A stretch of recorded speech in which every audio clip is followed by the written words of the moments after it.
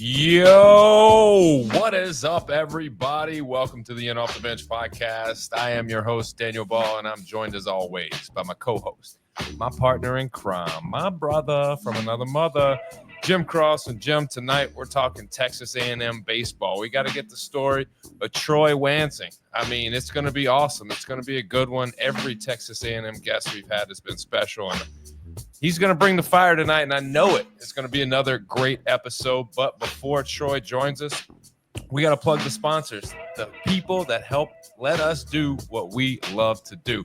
The best sponsors in the game, Old Dominick Distillery. Experience 150 years of tradition in the heart of downtown Memphis, from bourbon to vodka, whiskey to gin. Old Dominick's got you covered. Stop in today for a tour or just to pick up your favorite bottle. Chinook Cedary, whether you're on the field or in the boardroom signing deals, Chinook helps you get the job done. 8 flavors, mild to wild. Go to your local gas station, convenience store, grocery store. Go somewhere, pick up the blue bag. Best seeds in the game, I promise you. And finally, Jesus One Apparel. I'm rocking it. New gear. Empowering men, women, and children to take a bold step in their faith by living and embodying the message of John 16:33. Jesus won, and he continues to win each and every single day. Jim, I love the shirt, man. The feel, it's nice. It fits me. I was hoping we would not wear the same one, and we absolutely did. We got to talk about this next time. Well, hey. Sometimes it's like we're on the it same must be the best one. If we went with that one, it was the best one, right? So exactly. See, we were setting ourselves up for a solid episode. So with it, let's bring them on. Troy Wansing, Texas A&M baseball. What up, Troy? Not much. How are you? We're good, man. We're blessed. Feet hit the ground this morning. We stood up and got to live another day. So we're good to go. That's a good mindset. Every time of year, weather-wise, and got no complaints out of me. Yeah. But man, speaking of perfect time of year, we got to talk. Obviously, it's baseball season, but March Madness. I know you got to be a fan. I don't know any guy who's an athlete who's not into this mode right now. Obviously, you had to play games this weekend, but tell me you got to check out some action. I got to check out a little bit. I filled out a bracket. My bracket's not doing too hot right now, but hey, my Cinderellas didn't hit, but you gotta gamble a little bit.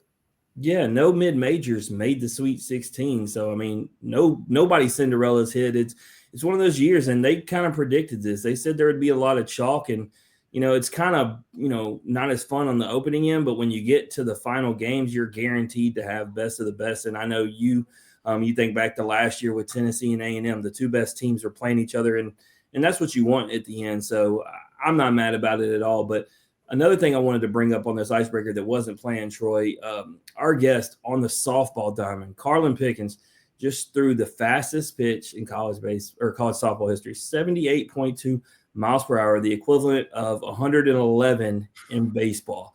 Like, I don't know, Troy, could you imagine throwing 111 miles per hour? I couldn't. I don't throw anywhere near that. But if I did, I think life would be pretty easy. I think, especially if it was in the zone, it'd be really easy. Got that right. I mean, they're just like, we just want you to get outs. If I threw 111, I guarantee you I could find some Exactly. Yeah. People would just have to swing. They would have to just like straight up suicide swing, and you would get outs for sure. Well, our other host, he knows softball real well. His daughter's in that travel ball circuit, and he explained, it's one thing to throw hard like that, but she has a changeup they're so on their feet just waiting for this fastball, and then she just hits you with the change. I mean, there's a reason why she owns people. It's crazy. And so I figured you could, even though it's a different sport from a pitching perspective, appreciate this girl just, blowing it by, folks. This girl that she threw it at didn't even move, man. Like that's more than just blowing it by, folks. I feel like that's like, I don't even know what that is. That's ridiculous. 111 is. You got to give the batter like credit if they can even get the barrel on it at all. Exactly. How does someone ever even touch that? Or if they touch it, I feel like it would be a home run. There's so much provided from the pitcher. But then you just guess, you swing early. Yeah, exactly. Be early. Like that's when be early. Haunting. Yeah. If I know I can't hit it, I'm gonna at least try to force them to make a play. I don't even know if I could bunt that. Imagine.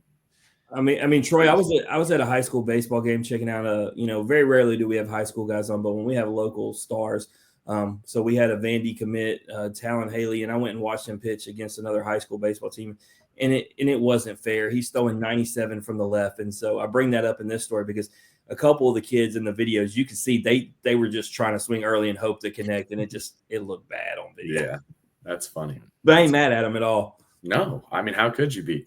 You should never have to face 97 from the left side in high school, ever. It was ugly. Let's just say that it Imagine. was an attempt. I'll give them credit. They did attempt. Look, it's one of those things, Not Daniel. pretty. I mean, if he attempts and he hits, nobody's going to think nothing bad. So why not? I mean, go for it. True That's that. true. I mean, Your you might run. expectations are up. You're never gonna run into one unless you swing the bat. So That's true. You miss every shot you don't take. that's right. Never seen Well, one. Well, Troy, let's get into this, man. Obviously, you're a Kansas City, Missouri native. It makes me wonder, as a Kansas City fan, like, what's your take on Kansas and Missouri? Like, are you favorable of one or the other? I'm 100% a diehard favorite of the Mizzou Tigers. My dad went to Mizzou, so I grew up. My whole room, the opposing walls were gold, and then I had like black on the other side with like a Mizzou logo. So I've lived and breathed it. So this is where the next question gets kind of tricky. All right. So how do you decide your fandom of Major League Baseball? Is it the Royals? Is it the Cardinals? Like, you're a Missouri guy, clearly.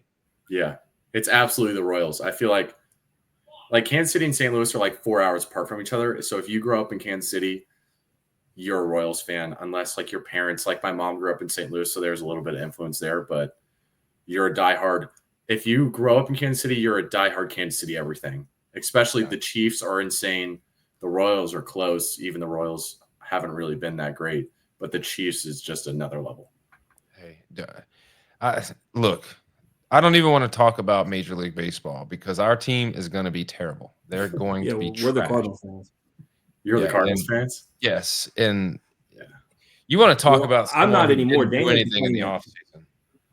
It is just atrocious. Look, we have so many in off the bench guests in the league now. I can take my fandom. We have 3 or 4 different teams with 4 or more guys that have came on the show. I have a justifiable reason to leave the Cardinals. I'm there. Take it and run with it for sure. I mean, yeah, the opportunity here is to jump ship is probably as high as it'll ever be. But I just can't do it. I know you guys have the all-time argument outside the Yankees, which is always, you hate to do it, but like, hey, it's what, 11, 13 championships? Like, that's something to hang your hat on. That's something to hang your hat on. Yeah, true. Well, here's Daniel, and here's the thing on the whole bandwagon thing of these options. Like Colorado has 4 in off the bench guests, the Nationals. So it's not like we'd be jumping to a winner. We'd have to still sacrifice, but they have a much brighter future because they have so much young talent. That's the difference. Yeah, I'm gonna be honest. Like, it would be hard not to be a Rockies fan with some of the guys that we have, but it would be really hard to be a Rockies fan. Halverson announced on the opening day roster, and he's the #1 relief pitcher listed. Let's go. That dude's nasty. When we played them in 23 in the SEC tournament, I threw that first game, then he threw that first game. He absolutely mowed us down. I just got really lucky. That was hands down the best day of my life. And he came from Missouri. Really? I didn't know that. Mm-hmm. Oh, he was at the University of Missouri, wasn't he? Yep, that before he transferred to Tennessee. Yeah, I forgot about that. Well, let's talk. If I went to Kansas City, outside of the Chiefs and Royals game and the Gaslight area, like what's the one thing I need to experience in Kansas City? Barbecue. And everyone in Texas is going to hate me and say the barbecue's better down here. It's not. I'm sorry. It's the best of everything in Kansas City. See, that's how I know that your barbecue isn't very good, Troy, because you didn't even mention the best in the country. Yeah, we come from the best in the country, and you didn't even name us. Where are you? Where are you guys from? Memphis. And Memphis. If you've never had it, I've never. And I'm going to say you've been eating second best barbecue your whole life, bro. I have not. I can guarantee you that. Man, I'm really surprised, Daniel. I've never heard of anyone nationally that didn't associate barbecue with Memphis. Well, being in Kansas City, like, you would think like you would know what your competitors are, but I guess like you're kind of just you get lost in the sauce, pun intended. You know. I don't know where I'm from. It's always the debate of Kansas City versus Texas. I've never heard of. I mean, I don't disagree with you. I bet Memphis is great, but we're top two and we're not two in Kansas City. If you Google it and it gives you the AI overview, it lists 4 places and it says Kansas City, Austin, Texas, Memphis, Tennessee, and St. Louis, Missouri is the 4 best places per what it's finding on the internet. It just Troy, it comes down to where you're from. Like it's the simple thing. Like you're prideful of your hometown. Of course, absolutely. Of course, you're about Kansas City. Of course, I'm about Memphis. If Jim lived in Austin, I'm sure he would be about Austin. But we have to hang on to our barbecue because Nashville basically has everything better than us on the other side of the state except food. This is what we got. Yeah, and this Nashville thing has been like a past 20-year like resurgence of Nashville. It's not. It's this new thing. They don't even know what success is, but here they are. But one of the things that we got to talk about, all right, the 12thman.com. All right, we go there, we get some research done, but guess what? They don't have. They have 0 in your bio about your family. What is up with that? Purdue. I had to go to Purdue. I mean, come on, A&M. I didn't know that, man. I didn't know that. And he's got a sister that's a baller. I got it from Purdue. So talk to me. All right. Obviously, sister that's a baller. You got mom and dad. Can they hoop? Can they play? Can they do something? Like every athlete that comes on here, they have this like outlandish story of how good their parents and their siblings are. So, like, give it to us. We know there's a story. How good were they at whatever? I don't know. My dad. I know my mom wasn't an athlete. My dad was more the athletic side. And then that's where I get the left-handedness from. Like my grandpa's left-handed, my dad, and then me. So hopefully the kid that I have will be left-handed, and hopefully he'll be better than me. But my dad played basketball, football. He played kind of everything. Baseball wasn't really his thing. He was never really that great, but he was a good basketball player. I think he had some offers to go play in college, but decided not to. I think he kind of regrets that, but that's just how it is. And then my sister played JUCO volleyball. She was just a heavy hitter. Like she's 5'10", pretty athletic, like super strong. And she hit the ball, but she doesn't play anymore. But I don't have any like crazy athletes. Like, I guess I shouldn't say that. Like my cousin was starting high school quarterback. One of my cousins played collegiate volleyball and basketball at Benedict. They all tall like you're the the one that played volleyball and basketball, she's 6'2". She's big. And then she's married to a guy that played offensive line at K-State. So their children he's like 6'8", so they're going to be massive. But yeah, we have like a relatively athletic family, but like I don't come from any crazy. Daniel, you would show up in their family photo and you would be a foot shorter than everyone. That's the key. They would be like, "Excuse me, sir, can you go to the front and take a knee?" Yeah, that would be my spot in the front. Oh man, that's unbelievable. I mean, the height, like Jim and I say all the time. Can you just can some of these families just sprinkle some of these like little things that they have? Like, can I just have it? I'm like the kid that when you were 7.5, they would say 8. I'm 5'10.5", but I tell everybody 5'11". I'm desperately trying to get closer to 6 foot.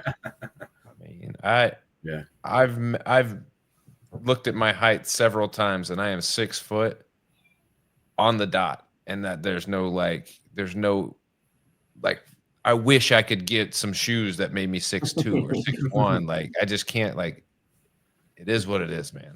We've got lucky for sure. We got lucky. I take what I can get, but being a lefty, all right. I've wondered this because us righties, we tend to gravitate, as we're finding our favorite player as a kid, to people that look like us and throw like us and hit like us. But for you as a lefty, like who's your favorite player growing up? Who are you idolizing? Is it a lefty?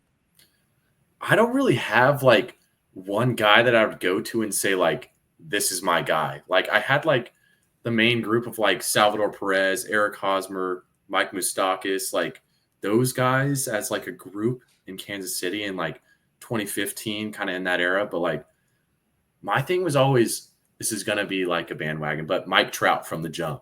Like that was there was just something about him that was so cool, but I don't really have like a left-handed pitching idol. Here's my question, because I did read the Purdue page. was your favorite athlete a baseball player or was it a golfer?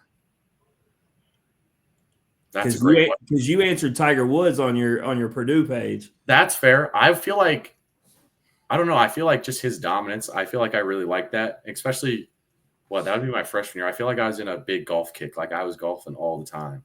But I feel like you're not like we've had a lot of athletes. Like I think back to the other day, we had the best gymnast in the country. Her favorite athlete was Michael Jordan, and it made sense because if you watch her, like that mentality, we have athletes all the time. It's never sport specific. I think anybody who inspires you. You talked about the shots that you don't take. I mean, clearly it's a basketball reference. Yeah. Let me tell you a little story here. Small world. Eric Hosmer. I coached him in one game. No way. One game. Yep. It was an all-star game. Shocker. He was an all-star in Broward County. But yeah, I was, one of the coaches that was selected to be one of the coaches on the all-star team. And let me tell you, Troy, probably one of the single-handed best players I've ever physically seen in person. Like, unbelievable. Like, you could tell this guy was just better than everyone else in the all-star game. So, crazy. But yeah, he was good. Let me get to this because a lot of athletes come on here, and no disrespect to them, but like they are athletes and they are students, but they're not really like students. Like, but you, 31 on your ACT, Bright Flight Scholar. You graduated having logged over 170 hours of community service, National Honor Society. Like, why was it that? And I ask this because those things aren't as important to other players with the same level of baseball talent as it seems like it was for you. So what about those things are so important to you? I don't know. I always felt like my academics took place because I didn't get good at baseball until like my junior year. Like my junior year, I was like 81, 83. And then my senior year, I was like 89, like 91. So like this trend was like super late, and it was just not even that, but like my parents always were like, you're going to do your homework. Like you're going to be good in school. And I luckily was really good at it. Like my sister's not the greatest. She worked at it, but I kind of I always could ride the wave of just like sitting in class, not really taking notes and then just knowing everything. Like that's just kind of how I am. I just really like understand things at like a deeper level. And I always like am asking myself questions about things that like force me to remember it. And I think like, see, there it is, Jim. We were fishing for that superhero characteristic that he had. And there it is. Like just gets it. He's tall. He's lefty. He's throwing in the 90s. And by the way, he's smarter than we are. 100%. Yeah. I feel like that definitely came from my parents. And then that's exactly how I approach the game of baseball too. Like, it's like, what can I do? Like, how much information can I take in to make myself better? And it's just definitely helped me. It's allowed me to kind of expedite the process of getting better.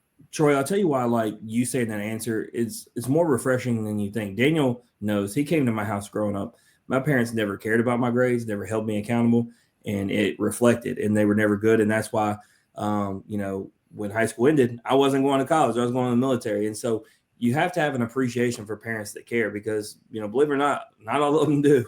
Yeah.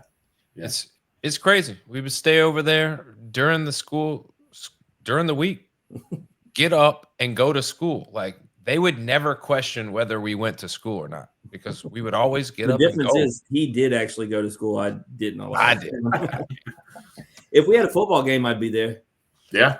Hey, I don't know. That's just how it was. I feel like it was so weird the way that like my household operated is that like if you just did things the right way, then you could go and do everything that you wanted to. And I recognized that from like a really early age that like, hey, if I just keep them happy, then I'm allowed to go to have fun.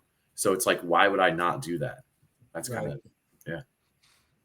Unbelievable. So then tell me, obviously you've got a story on how you're at A&M, but I want to know how do you get to Purdue? Let's start there. I think the biggest thing was the academic piece. We just talked about it, but I was a high academic guy in high school, and I just kind of happened to get lucky. I threw at the PBR Futures game my junior year. So I think that would have been like summer of like 2019. I think, yeah, it would have been 2019 because it was before COVID. And like I said, I was like 81, 83 there. And then I kind of had played basketball up until that point. And then I stopped that. I just didn't get along with the head coach at my high school. And then I started training at a place called Premier Baseball in Kansas City. It's ran by Bob Zimmerman. He's had there's guys like at Arkansas, like Ben Bybee. He's had some. Dakota Hudson works out there. There's just a well-known place, and that's like when I got this like tick and velo kind of upticked. Always kind of had good stuff, good command. And then I went to a fall camp in like October of 2019, and then Purdue offered me, and then that was really one of my only offers. It was like Purdue, Southeast Missouri State. I was kind of talking to them. They wanted me to hit, and I was like, no way I can survive as a hitter in college baseball. I just didn't like it enough. I thought pitching was way better. And then like I was kind of talking to Dartmouth, and then so Purdue had the engineering part that I wanted to do, or that I thought that I wanted to do, and then they had the baseball part. I knew I was going to get into play. Yeah, I knew they had the engineering, Daniel, because my son Troy, he's only 12, but he's already looking at schools that he wants to go for engineering. Like he's all in. He's a straight A student, and when we were looking at him, he had no clue where Purdue was, and I was like, "You don't go up there; it's cold." But it's so cold. It's so cold. But that aside, man, your freshman there, Big Ten all freshman team, made 15 appearances, 12 of which were starts. The thing I focus on is the 61 Ks because your team that year, setting records, having the most strikeouts as a team, you were only 2 short of the freshman record. What did you learn from being a part of that team, that staff? Because, the freshman year, regardless of the fact that you go to A&M, like it's a big impact in it, and it molds you for college baseball. So what did you learn the most? Dang, if I knew that I was too short of the freshman record, I may have tried a little harder. I'm just kidding. But I don't know. I just feel like I got thrown into the fire immediately, which was kind of like you just have to go and do it. Like there wasn't much thinking. I started off really well, and then I kind of struggled, and then so I just had to kind of learn through it. But there are some older guys that were great. Just like kind of carrying yourself and like managing the workload of college baseball. Like guys that are new at A&M, that's the number one thing that I say, like freshmen coming in, like you guys can say that you're going to be fine with the workload, but like you just don't understand. Like you practice every single 5 to 6 days of the week, and you play 4 games. You practice 5, 6 days in the fall, and then you play 4 games for, gosh, what is it, like 4 months in the and then spring? we talk about it, the weightlifting regiment, the nutrition, Yeah. then you got the academics. It's all of it. Yeah. And then I feel like I learned to kind of manage myself that way. And then just kind of from a baseball student, I just had to grow up, which I think will be great and has been great for my career. Yeah. And speaking of growing up, making a decision to go somewhere else. And clearly we know now that you made a fantastic decision with, what A&M has going on, but like in real time, I know it's a difficult decision. You're looking at your choices. What about A&M made it the place for you to go to? I just think it was the combination of them just coming off the World Series, knowing that they kind of needed pitching, and then just the atmosphere. Like it's kind of a gimmick that everyone says, like the 12th man. Like the 12th man is so real. The 12th man is so cool, and I appreciated that then, but I appreciate it way more now. And then, yeah, I mean, it was just such a cool spot. Daniel, I think most people forget, I was there, Troy, covering it. I think, a lot of times when teams, exit early, people forget that they were there, and, y'all obviously worked your tail off, and getting to Omaha is every kid's dream. And that team was a real good team. Unfortunately, the field they were in was, really, really good. And, obviously it's all about draws. One of the things me and Daniel talk about all the time, I wish they would reseed the thing, when they get there. Cause a lot of times, last year, luckily the best 2 ended up against each other. I feel like the previous 4 years, that wasn't the case. I feel like the best teams were on the same side, but nonetheless, like you said, they were just there. It's a program that is ready and capable to go back. It's a fan base. It's invested. Obviously at the time it's close Coach Schlossnagel. So, all the right things, but You get their sophomore season. I got to know, man, because Bluebell Park, we've had every guest, and I'm not talking about the Texas A&M ones. I'm talking about the ones from other teams say that is the hardest place to play because of the fans and how rowdy and electric they get. We know that Big Ten baseball is not, the biggest, just to put it nicely. So how much of a culture shock is it going from playing in the Big Ten to playing at Bluebell Park? It was massive. I guess we played some fall scrimmages that fall when I got here, and I thought I was having a heart attack even during a fall scrimmage when I was out there on the mound. I was like, I've never seen this, and especially compared to last year, this is like 20 times more people. Like this is insane. But I think it's super hard place to play in, and if you can use that to your advantage, it's really cool. But yeah, it's extremely unique. Yeah, I think sometimes people get caught up in the numbers part of it, right? I said this, I was at Tennessee, Florida the weekend before last, and it's only 7,000, but man, it was so electric. And I've heard the same thing about Bluebell. Yes, it's not 14, 15,000 like, Alex Box or Duty Noble, but that doesn't matter, man. If the ones that are there are electric and engaged, give me quality over, quantity any day. And I've heard nothing but that about the Texas A&M fans. And, we're going to get into it, but, this past fall, when we were talking to Jason Hayden about that fall crowd, 8,800 at a fall crowd, what are we talking about? Like, who does that? Insane. But let's talk, man. We got to talk about the heart issues. Obviously, you get hurt, man. Talk us through it. What happened? Yeah, I pretty much ended up having a back injury. So I guess everything really kind of started pretty much a year and a half ago, kind of around Thanksgiving time. Like kind of right before the season. I was just having I'd kind of had some back issues previously, but like they would go away in like 2 days. So I never thought anything of it. And then I was lifting, and then I had kind of like an accident with that, with the deadlift. And then I was like, oh, this will just go away. And then I guess fast forward a month till Christmas break. And I was like, dang, like this is really not going away. Like this is really uncomfortable. So I came back to College Station, get an MRI, and they're like, you have some like minor disc issues, but nothing that should be like causing you all this pain. So I was like what in the world is going on? And then I went in, got some like PRP, like steroid injections to kind of see if it would help, and nothing was helping. And then we continued down that path because obviously I wanted to keep throwing at all costs because it was my draft year. And I was coming off a really, really good fall, and I thought that I was going to be a huge piece of the puzzle last season. So I was like, okay, whatever. Like maybe it's just being weird, and like everything will come around.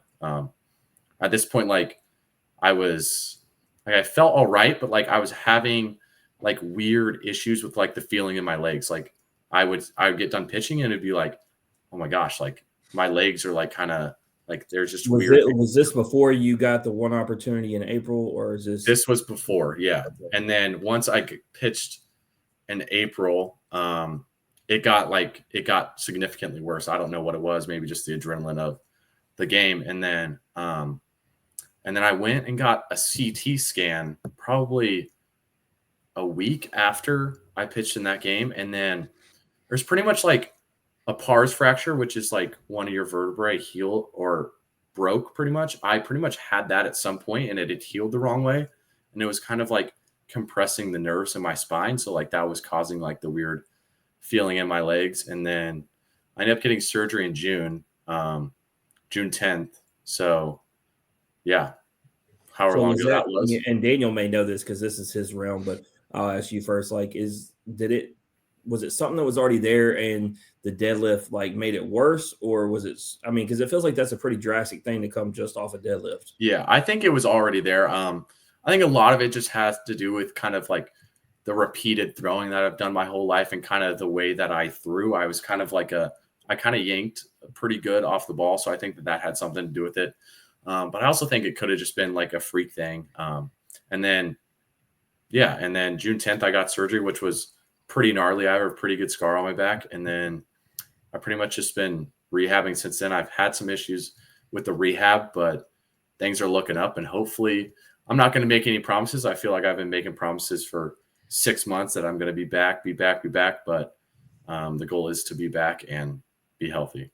Well, I mean, I don't think I got to tell you, and this isn't, knock on anybody, but statistically, me and Daniel are big stats guys. And so when you look into things that are going on with Texas A&M right now, obviously the bullpen side of things and the pitching. And so I know that you can be used. We've seen your talents. We know what you can do. So hopefully you are able to get healthy and help them out. And obviously I expect, the team to get better. Me and Daniel we're one of the only ones that have not jumped ship at all.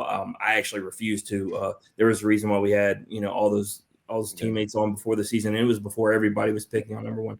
When I watched y'all last year multiple times in person, before Omaha all the way to Omaha, and when I saw what was coming back, and then after Grohovac came on here and told me what Coach Early meant to everybody, like I just really felt like, and then you saw us transferring in, I felt like this was going to work. Why it has not worked, I don't know, but I wanted to bring this up to you, Troy. Like I was going back and doing studies since we've done this.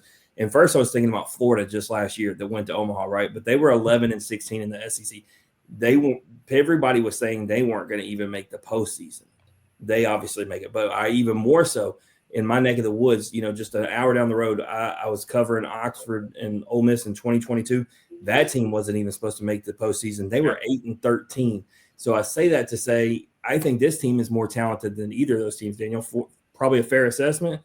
And so, like, I think everybody's saying 0-6, y'all are dead in the water. I say this about y'all and Florida. I don't think that about either of y'all. It's a rough start, plenty of time to bounce back. In the SEC, it's just a gauntlet. But I ask you, as somebody who's, as you're injured right now, you're kind of getting to watch this whole thing. Like, am I wrong in this assessment? Do you feel the same about this team? Oh, I absolutely feel the same. I think this thing could flip on its head and we could win 10, 12 straight SEC games. Like the pieces are there. We've gotten unlucky and like to a certain extent we haven't executed, but this team is too experienced and too talented to not execute for the whole season. So it's going to change. There's been efforts to make it change, but it's an extremely unique situation. Like we don't have the answers, so it's been hard for us, but we believe that it's going to change and things will start going our way. And then I forgot which game specifically against Alabama, Troy, I was watching and Kyle Peterson was on the call and, the saying baseball's going to baseball. Y'all had guys barreling 108 right off the bat, but right to, somebody like that's, just a thing. That same game, Jace hits one dude, catches it standing at the wall. Like, it's just one of those things, but, we are big time high on Ryan Prager too. Like I believe as long as that guy's your Friday night ace, that gives you something. But yeah, the depth and the veteran leadership and all you got to do with a team like this, and that's why I referenced that Ole Miss team. You just got to be in. And Daniel, I tell you, let's say how it plays out. Daniel, could you imagine if Texas A&M was the 2 or 3 in your region? I'd be pissed. No, you don't even. I'd be so mad, Troy. If look, we work so hard to host, and I look at us. Can you go to Arkansas for us? Can you be the 3 in Arkansas for us? Awesome. I'd do anything for you to be put in the favor. But obviously, y'all got more time to work it out and be a 1 seed. But I just throw that scenario. But obviously you're going to say that, but I could tell just by the way you said it. I feel like it's going to turn, and I thought it might happen this past weekend, and obviously y'all had opportunity, but you get a chance to go back home in a very winnable series this weekend, and I feel like Daniel, I'm sticking by it, man. Like this happening this weekend, man. So here's the thing: when you go back and you look, it's not like they're getting blown out. They're losing by 2. I want to say 4 runs is the most that you guys have lost a single game. And that was a grand slam in the 9th. Like it was still 2-2 going in the 9th. Right. And the thing is like that to me is an error or an extra out here or keeping guys, leaving guys on base and just a timely hit here or there. And you're on the other side of that loss. And so when you talk about having the opportunity to roll off 10 or 12 wins in a row, you absolutely have that opportunity. You're just 1 or 2 hits away from being able to do that. You're 1 or 2, pop-ups or strikeouts away, from being able to claim those victories. And I think you guys are too talented. You just don't have the season you had last year, and then all of a sudden you just forget how to do it. Like I agree. There's some things going on, and like baseball is hard, man, and it's hard to win. And when you're in the SEC, like the pressure to win and just everybody's so good, like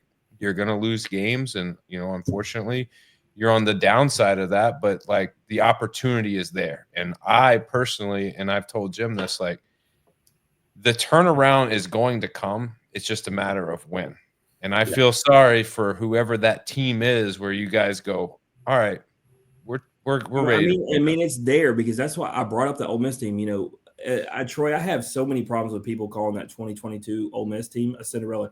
They were preseason ranked number 1. Like, the talent was there for whatever reason. It just wasn't clicking. I watched back-to-back series in person where, like, Tennessee just meleeed them and then they turned around and lost the next one, I think, to Arkansas. And it's just like, this something was happening. And then when they got to the postseason, they said, we're playing with house money now. We probably shouldn't even be here. Let's be the team we were supposed to be. And obviously they ran it. And so hopefully it doesn't take as long for you guys, but I just feel the similarities because the roster stacked just like that. So I felt like I couldn't let this episode go to the game with Daniel without me telling you, like, and any of the fans that listen, it's like, I truly believe that, MR, like, this is not blowing smoke. We've been wrong every weekend on picks because we keep picking. I'm going to keep picking. It's like, Daniel, I won't not pick them until they play LSU. Stand by it.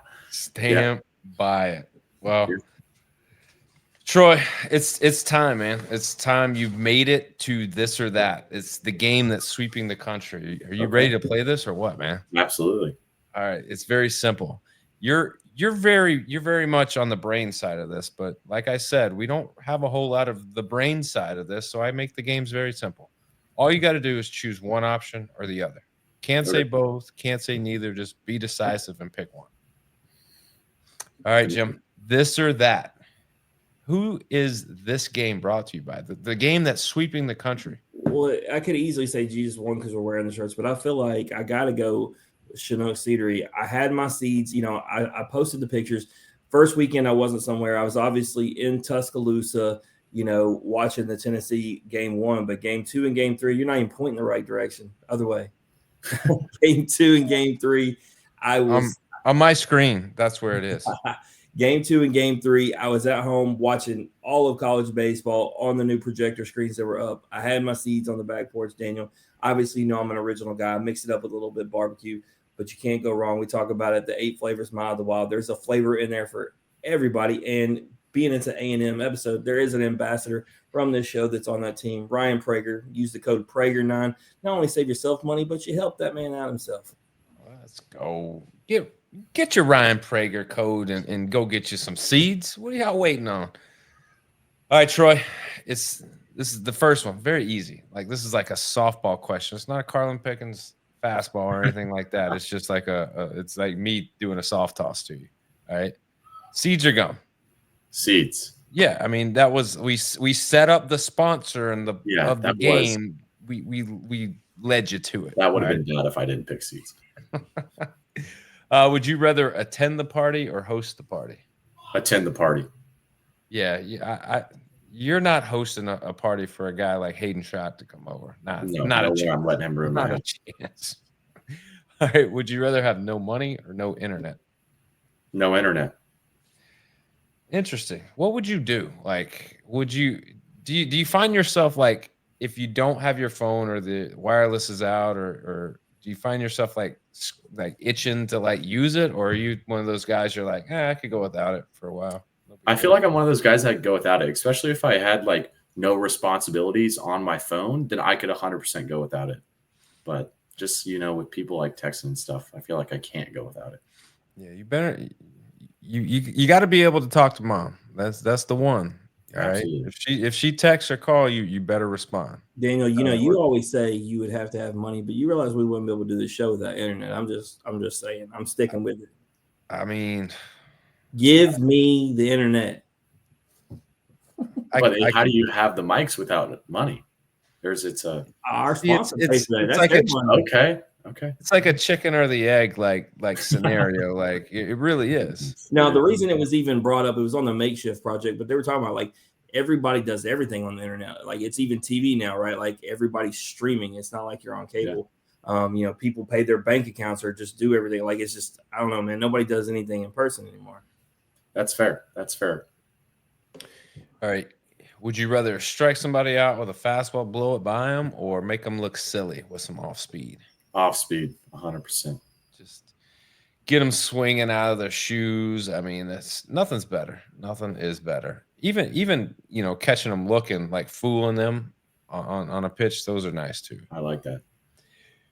What about? I gave him a random SEC one. You like that, don't you? Yeah, more home runs this season. All right, Justin LeBron or Gavin Keelan. Justin has 12. Gavin has 10. But he didn't play this weekend. He probably would have passed him if he'd been hitting him. I would go. I don't know because Kylan's, or I don't know how to say his last name, but is he hurt? He was just hurt this past weekend. Okay, then I'm going Kylan. Sorry, I don't know how to. Yeah, it's Keelan. But the reason why I say didn't I think Justin LeBron has been amazing, but the protection that Keelan has in his lineup is the reason why. I agree. I mean, this was supposed to be Laviolette. He needs to catch it. Hey, I still had him for 30 bombs. We can still get there. Let's go. Let's go. I'm in on that. If rattling off 10 or 12, Jason's good for the reason why. I tell you, Troy, I don't even know if Jason knows I did this to him, but I went on another show and I got asked on the Batter's iPod and got asked who was going to win Golden Spikes. And because he said Jace, I said, you know what, man? Give me Gavin Grahovac to sneak up and take it from his teammate. And then he got hurt, and I was like, well, damn, didn't that bleed in my face? Yeah. Nothing now. All right. Reverting back to a little basketball, a little March Madness. Kentucky, Tennessee, SEC showdown. Who are you taking? Kentucky won 2 regular season matches, but this is high stakes. More Tennessee. I feel like it's hard to beat the same team 3 times, and it's obviously hard because we have to try to do it every weekend. Very true. Very well said. All right, concert or sporting event? We're talking about like a bucket list concert, bucket list sporting event. Concert. I feel like George Strait's my bucket list right now, so I'd have to go concert. I mean, George Strait is the leader in the clubhouse. I laugh like that because that's back-to-back episodes, and like Daniel said, it's been said a lot, and I feel bad. Like I've seen him like 13 times all his music festivals because my parents made me growing up, and then here y'all are wanting to. Like that's so upsetting. I played in Cloud Field this summer while I was recovering from back surgery, so I couldn't go, and I was so upset. It's like a 5-minute walk from my house. But you know what? And the worst part was I did actually start enjoying going when I was a teenager, but it still wasn't for the music. It was because there was like 7 girls to 1 guy ratio. But I'll tell you this: I went to a concert. I went to his music festival when I was 14. I'm fixing to expose my age. So 26 years ago, dude, he had opening up for him. He had Kenny Chesney, Tim McGraw, Dixie Chicks, Leanne Womack, like all. Like ended up being stars, like it was crazy, and they were headliners or opening act, and then him and Alan Jackson were the headliner. I did enjoy that one though; that one was good. Yeah, Alan Jackson would probably be my number 2 concert. I mean, I would have never guessed George Strait would have been this popular. Daniel, let me ask you a question. I got to thinking about this when athletes are picking this. Do you consider, because you're a big wrestling guy, does WrestleMania count like as a sporting event, or are we talking like it's got to be like, MLB, type no, stuff? It 100% counts as a sporting event. Okay, I don't know. Not everybody considers. I know you do, but I mean, they sell out sporting stadiums. That's true. That's got to be part of the criteria, right? Don't you think? I agree. Well, I only segued and brought that up, Daniel, because our belt got done today for Survivor. Like I am going to be walking around with that joker on my shoulder until we give it away. And first place is going as Alex Box. You better polish that thing up every week. Yeah. Don't be messing it up. Don't be scuffing it up for the winner. Last year, Daniel got to give Christian Moore his trophy in Omaha, and then when he saw we had a belt being made, he threw some explicitives at me. What the heck? And I was like, man, we didn't have a belt guy then. Yeah. That was Christian Moore right there. He was not happy. We gotta get Troy's prediction though. Now that we're down to our 12. All right, Troy. I'm gonna bring something up for you so you can see it. Are you familiar with the show Survivor? Yes, I am. So we have created a college baseball game, much like the show. We started with 4 tribes of 8 players. Okay. And now we are down to a merge of these players that you see here. You want the actual photographic? That's fine too. It's just I can see everything all together right here, and I can go through it pretty easily. But for you, man, when you look at this list of players, you know, Jacob Walsh, Kate Anderson, Nate Snead, Derek Curiel, Ethan Petrie, Merrick Houston, Andrew Fisher, Jake Brown, Ryan Prager, there's your boy, Hunter Inslee, Henry Ford, Colby Branch, like who do you think ends up winning this whole thing out of that player? Well, let's start off the top, like, because he took a lot of names. Are you thinking? I'm going to tell you. Last year, the final three, and each week they had to survive the vote. But it was Charlie Condon, Chase Burns, and Christian Moore. So it did work out in the hitter's favor. But do you think a pitcher? We'll start there. Do you think a pitcher has a shot? Yeah, give me Ryan Prager. I mean, he's got an idol right now, so he earned an idol for a complete game shutout. Like he's in really good shape. We had 4 A&M guys. I had Grahovac, which had to go home because he was totally injured.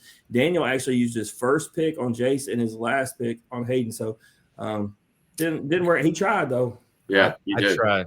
I was trying to go A&M heavy. I really was, but it's fair. Obviously, you take a look at this list, and who are some of the names that might stick out to you where you're like, oh man, I could see them bringing home a title?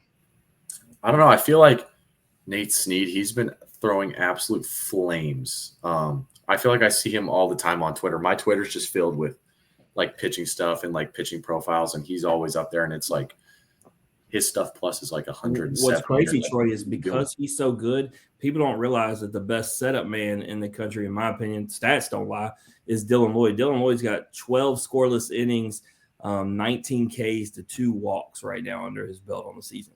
That's pretty good. I also feel like Merrick Houston. I feel like I've heard a lot about him. He's at Wake, right? Yeah. Ethan Petrie texted me because they were originally on my tribe before they came together, and I said, man, you almost went home. You got bailed out by Alton Davis, who gave up 6 runs in an inning for Georgia. And he was like, how'd I almost go home? And I was like, bro, you were going against Merrick Houston and Andrew Fisher. I said, Andrew Fisher had 3 home runs this weekend. And I said, Merrick Houston batted like 780. And he goes, oh, man, those dudes are put up video game numbers. I was like, I told you got to ball out to win this thing. Yeah. Yeah. I feel like the ACC, I don't know. I feel like he's not a super in like the popularity of college baseball. I don't feel like he's super popular compared to like the Cam Canarellas and guys like that in the ACC. I mean, I've been to Wake, Troy. We're talking about the environments earlier. I mean, I was there when it was full and it was still only like 3,300 people. It's just not the same. Yeah, not at all. I would agree. It's going to be interesting. So the reason we created this game is twofold. We're big fans of the show Survivor, but also we wanted to see if we could create a game where there's a correlation in the best player in college baseball and the winner of this. And last year, Christian Moore wins our inaugural Survivor game, and it's pretty clear that he was one of the 2 top players. And he had to beat the ACC Pitcher of the Year and the Golden Spice winner. But what was pretty cool is the way that you win, Troy, is all the guys who participated in this vote. So, you know, Christian felt pretty shafted about not getting SEC Player of the Year with his stats being better than Charlie. And so it was cool to be able to tell him Dakota Jordan and Tommy White and all these guys voted for him because he won in a landslide. So that's cool. You know, it's not guys sitting behind, you know, a computer. It's guys that you're playing against. And so we're hoping the same thing this year to have, like Daniel says, the right 3 guys, and to where guys are really having to think about who they're going to pick. And I mean, there's not a bad name left on the 12. So I think it's any man's game. But I'm always going to go, Troy, you might hate to hear this. I'm always going to go hitter, though. I think the hitters have more opportunity, whereas a pitcher, man, they have one bad game. They're on the ropes. That's fair. That's really fair. Who's your pick? Who's your pick out of this? I mean, you said it. I got to go Merrick Houston. He was my top draft pick. I got to stick with it. Yep. I like Nate Snead. I he's on your team, of course. Whatever. I mean, I think Derek Curiel is a really good pick too. I like tearing the cover off the ball. And let me tell you something. Daniel didn't actually originally draft him. He was a sub in, and he goes, who do you think, Derek or who? I forgot who he asked. And of course, as an LSU fan, I'm like, Derek Curiel. And now he's winning because of it. Yeah. Hey, you know, I I know when to get advice and I know when not to. And that was and Daniel, speaking of Derek Hurrell and these shirts, I told you that we set it up in the group messages. He got 15 different players from LSU that purchased with their own money to wear them on the field together. So pretty cool thing. Obviously, he's doing his thing where we're gonna to sell the shirts, get the coach, go to a certain ministry of his choice, but specifically getting his teammates on board to want to buy their own. And hopefully it's more than 15. That was just the initial sign up. So pretty cool there. That's really cool. Nice.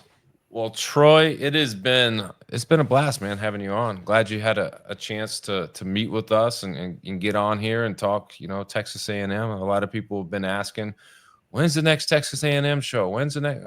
Here it is. Yeah. Now the next question is going to be, did he tell you when he's really coming back? Because they think we have all the secrets, and it's not like we get them like that. Like, if we did, we're not telling you. They stop asking me because I say tomorrow. Yeah. I'll see random Twitters there. It's like, I'll see random quote tweets on Twitter. It's like, is Troy Wansing still alive? Is Troy Wansing? I'm like, man, I'm trying to be alive. I am alive. I'm trying to get back. There you go. Well, anything you want to plug or promote before you get out of here, man? Nothing at all. I just appreciate you guys. This was awesome. Well, I'll help you out. You guys, I hope you're ready. Houston, what is it? Houston Christian University? Is it? Yeah. Is that who's coming? You guys got them tomorrow, 6 p.m. But really, that I don't like to. Jim will tell you, I don't like skipping over midweeks because they're important. They're important for a lot of different factors. But for you guys, those games are key right now to kind of get the momentum and get you moving in the right direction, because winning is hard, and it doesn't matter who shows up. Winning is absolutely tough to do. But, with that being said, tomorrow you got HCU, but this weekend at home, Kentucky's coming to town. Friday night, 6 p.m., SEC Plus Network. It's a big one. They got Kentucky Friday at 6, Kentucky Saturday at 2, and then Kentucky for the final of 3 on Sunday at 1 o'clock. SEC Plus Network. It's gonna be a good one. I almost forgot, by the way, before you cut them loose. Look at this, man. I got the A&M lineup card from this weekend. Woo! Official. They got official stickers now. Y'all got the gold seal, man. Now, what you know, but who you know. Actually, look, that's actually how. Funny story, Troy.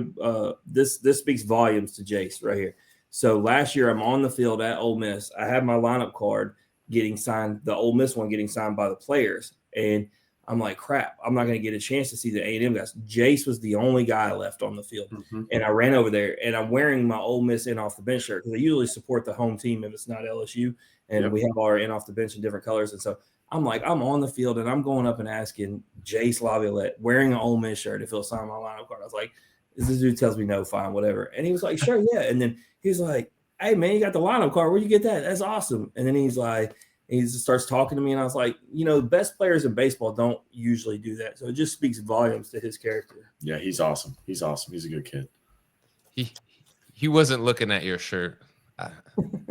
Clearly, I would have known you quick. Hey, they won. They weren't worried. Look, they won. He didn't care. They took care of business. True. All right, Troy, man. Good luck with the recovery and coming back. We want to see you on the bump. Hey, I'm gonna tell everybody it'll be tomorrow. HCU, watch out. Troy's on the bump tomorrow. I kid. We want you healthy. We want you ready. But obviously, we do want to see you out there. But yeah. If there's anything we can do for you, man, just reach out. I'm more than happy to help with anything. I appreciate it. Absolutely. That's Troy Wansing, everybody. Hey, Jim, that's a great episode with Troy, and I'm excited for those guys. They need some positive momentum, and I think they're going to get it this weekend against Kentucky. And like you said, I could foresee them rolling off 10 or 12 SEC games in a row. Think about it. And they got, he's not the only one going to come back. So if you get that momentum and then you get guys back, it can just all fall together.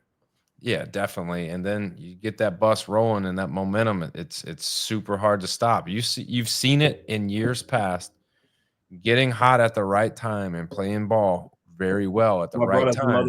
Those other teams, it doesn't matter where you're at right now. It's irrelevant. Yep. Just got to keep getting better each day. But we are going to see y'all in a little bit. We got college baseball tonight coming up, so y'all stick around for that. And in the meantime, usually I tell you to go to YouTube. I do want you to go there, click like, subscribe, and notifications. But the big thing, Jim, you've done a masterful job. All right. March Madness uniform bracket. Go over to Instagram, look up and find the brackets. We've got 4 different brackets, Jim. Tell me about each division or each bracket, the region, what it's broken down into. You got the pinstripe regional, you got the traditional, you got the alternates, and then you even got the underdog. You know, Troy might not like it. They're in the underdog one just because it wasn't in one of the most popular. So, you know, chance to rise up out of that bracket. But we got some heavy hitters. I had a lot of people message me, say there were some teams missing. Daniel, 32 teams. It wasn't 64. It'd have been a lot of work to fit in one graphic. And you think about how many college baseball teams elite uniforms are. Oh yeah, I can't fit them all. Well, I mean, then you end up having to have these tough decisions where you might have a school playing itself on 2 different uniforms, and like that's a tough vote. It's a really tough vote, but we will see everybody here in a bit. College baseball tonight coming up soon. We'll see y'all then. As always, remember, strong body, sharp minds, grit and grind all the time. We're out.